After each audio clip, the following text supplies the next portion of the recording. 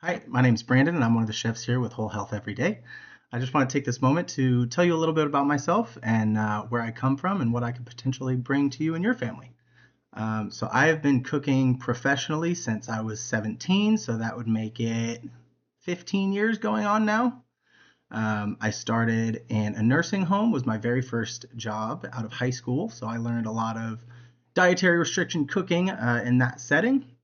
After that, I've worked in everywhere from small mom and pop pizza shops to high end cooking under Michelin star chefs and getting that experience and learning from those guys.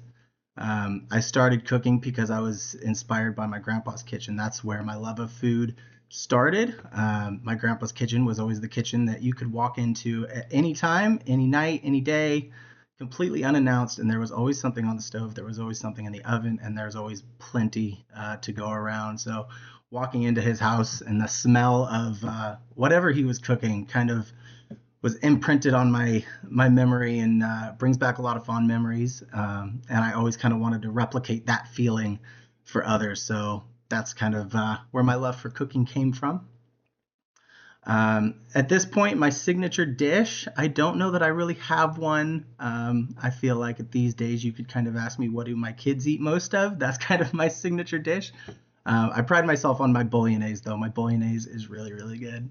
Um, I've had signature dishes in restaurants, though. I guess my last high-end signature dish was my Chilean sea bass dish. It was grilled Chilean sea bass over a lobster coconut risotto with mango salsa, serrano oil, and toasted macadamia. It was really nice.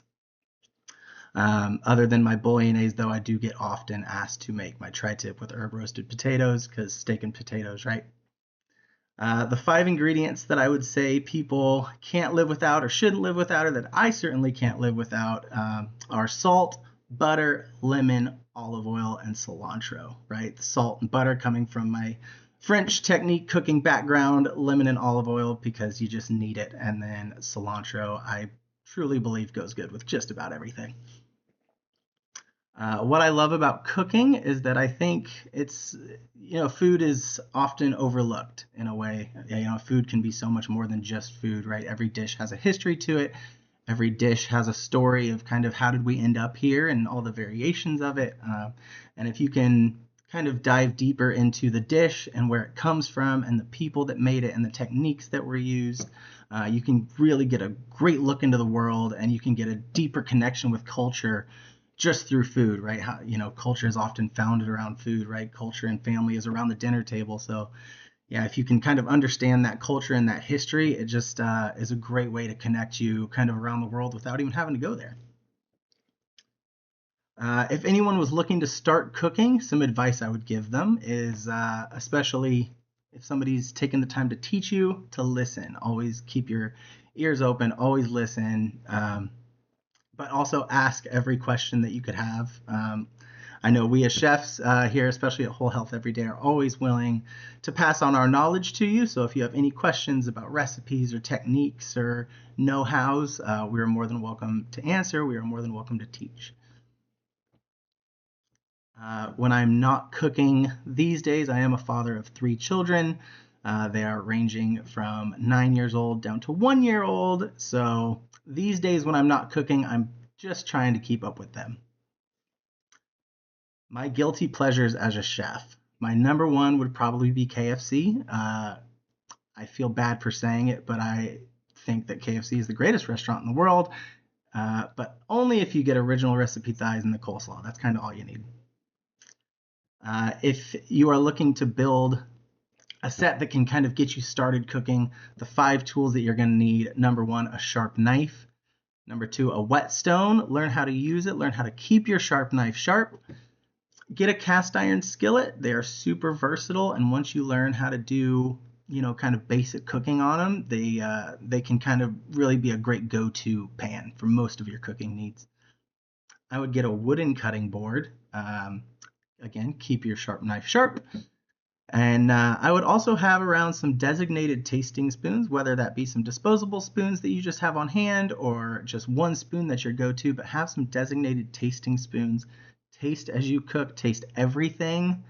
You'll start to understand how the food works with each other. You'll start to understand how flavors develop, and that can get you into the level of where you can cook without a recipe and just measure with your heart.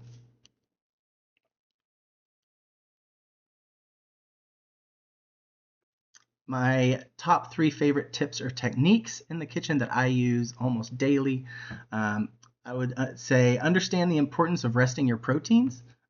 Carryover is a thing when you're cooking, and a lot of people can fall victim to it, but if you know what's happening, you can use it to your advantage. So say you need chicken to get to 165. If you cook it all the way to 165 and then pull it, it's going to carry over and it's going to go dry. If you pull it about 10 degrees shy, so about 155, let it rest. It will get to that 165, but it won't go so far that it'll dry out, and that's the secret to keeping your proteins nice and moist. A second technique and tip that I would give to people that are just starting out is if your meat is getting stuck to the grill or the pan or whatever you're using to cook, if you go to turn it and it's getting stuck, it's probably not ready to turn yet. Most of your meats will release themselves when they've built up a nice crust and they're ready to go. So if you go to pull it away and it's stuck, just let it cook. Trust the process. My most important tip that I could give anybody, however, would be to learn how to properly use a knife. You learn the claw technique is what we call it. Get used to chopping things, get used to rocking the knife. Don't worry about your speed. You see a lot of us that have been doing this a long time, and it looks like we're kind of just flying through stuff, but we all started off slow, and as the old saying goes, slow is smooth and smooth is fast. I think that's it.